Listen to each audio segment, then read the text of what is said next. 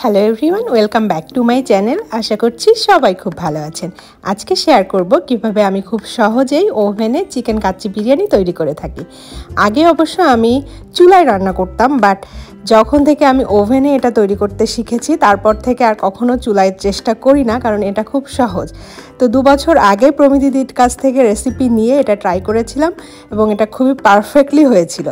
তারপর থেকে আমি আসলে এভাবেই চেষ্টা করি। আজকে আমি 4 জনের জন্য বিরিয়ানিটা বানাবো। এজন্য ফার্স্টে চিকেনটা নিয়ে নিলাম। যে ট্রেতে করে ওভেনে দিব সেই ট্রের মধ্যেই চিকেনটা ম্যারিনেট করছি। দিয়েছি অল্প পরিমাণ ধনিয়া গুঁড়া, জিরা গুঁড়া, লবণ এবং লঙ্কার গুঁড়া। এবার দিচ্ছি আদার পেস্ট এবং রসুনের পেস্ট। আদার পেস্টটা মোটামুটি হাফ চামচ দিয়েছি, রসুন মোটামুটি 1 চামচের একটু বেশি। এখন ব্যবহার করব রাঁধুনি বিরিয়ানি মশলা। সো আমি এই প্যাকেট মশলাটাই সবসময় ইউজ করি। রাঁধুনিটা আমার বেশি ফেভারিট, বাট শানের মশলা দিয়েও করা যায়, বাট বাংলাদেশে এই ব্র্যান্ডটা আমার বেশি পছন্দের। এবার দিয়ে দিচ্ছি তেল, দিয়ে আমি ভালো মতো এটাকে মেখে নিচ্ছি। এবার দিব টক দই। মোটামুটি আমি 3 টেবিল স্পুনের মতো টক দই দিয়েছি। টক দইটা দিয়েও খুব ভালো করে মিশিয়ে নিব এবং সাথে দিব অল্প একটু পরিমাণ টমেটো কেচাপ। এটা অপশনাল, দিতেও পারেন নাও পারেন, বাট আমি দেই, আমার ভালো লাগে।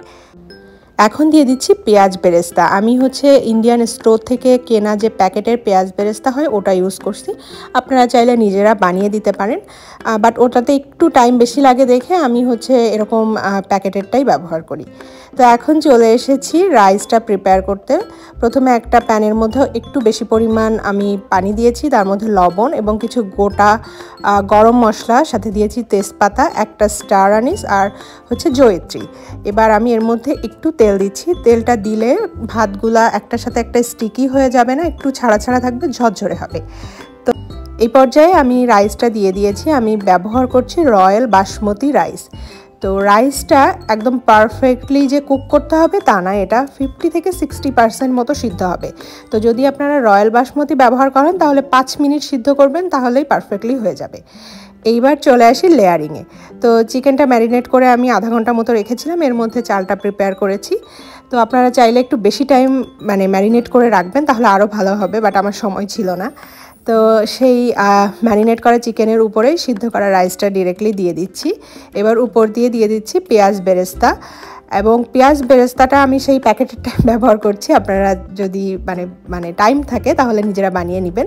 এবার হাফ কাপ মতো দুধ একটু ওয়ার্ম করে আমি পুরা ট্রের মধ্যে সুন্দর করে দিয়ে দিচ্ছি। আর এবার দিচ্ছি ঘিটা একটু না দিলে সুন্দর স্মেল হয় না, তো আমি উপর থেকে কয়েক চামচ ঘি একটু দিয়ে দিচ্ছি। আর এটা ফুড কালার, এটা অপশনাল, আপনি চাইলে দিতে পারেন নাও দিতে পারেন, আমি দেই, দেখতে একটু ভাল লাগে তাই। এবার এটাকে ফয়েল দিয়ে সুন্দর করে একদম ভালো করে যাতে কোনো দিক থেকে হাওয়া বের না হয় সেভাবে সিল করে দিব। তো এর পর্যায়ে আমি ট্রেটা পুরোপুরি রেডি করে ফেলেছি। এখন ওভেনের মধ্যে আমি দিয়ে দিব। ওভেনটা 400 ডিগ্রি ফারেনহাইটে আমি প্রি হিট করে রেখেছিলাম। এবার আমি ওভেনের মধ্যে ট্রেটা বসিয়ে দিচ্ছি এবং এটাকে কুক করতে দিব 1 ঘন্টার জন্য। 1 ঘন্টা হয়ে গেছে, আমি ওভেন থেকে বের করে নিয়েছি। আমার বিরিয়ানিটা একদম পারফেক্টলি কুক হয়ে গেছে।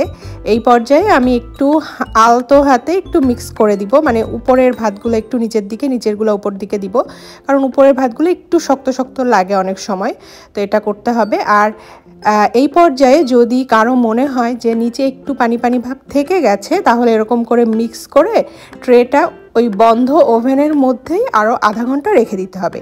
বাট আমারটা পারফেক্টলি হয়েছে, নিচে পানি টানি কিছুই নেই, একদম পারফেক্টলি কুক হয়ে গেছে। তো আমি মোটামুটি 15-20 মিনিট এভাবে মিশানোর পর একটু স্ট্যান্ডিং টাইমে রেখেছিলাম। এখন সার্ভ করে নিচ্ছি। দেখুন বিরিয়ানিটা বেশ সুন্দর ঝরঝরে হয়েছে, দেখতে যেমন সুন্দর হয়েছে, খেতেও খুব সুন্দর হয়েছে। তো আমি এভাবেই সহজভাবেই তৈরি করে ফেলি, এবং এটাতে মাত্র সময় লাগে 1.5 ঘন্টা। 1 ঘন্টা ওভেনের মধ্যে আর বাকি প্রিপারেশনে আধা ঘন্টা। 1.5 ঘন্টায় বিরিয়ানি রেডি। তো আমি অনেক মানুষের জন্য এর আগে বিরিয়ানি করেছি, 60 জনের জন্য ম্যাক্সিমাম করেছি, এভাবে ওভেনে করেছি এবং খুব ভালো হয়েছে।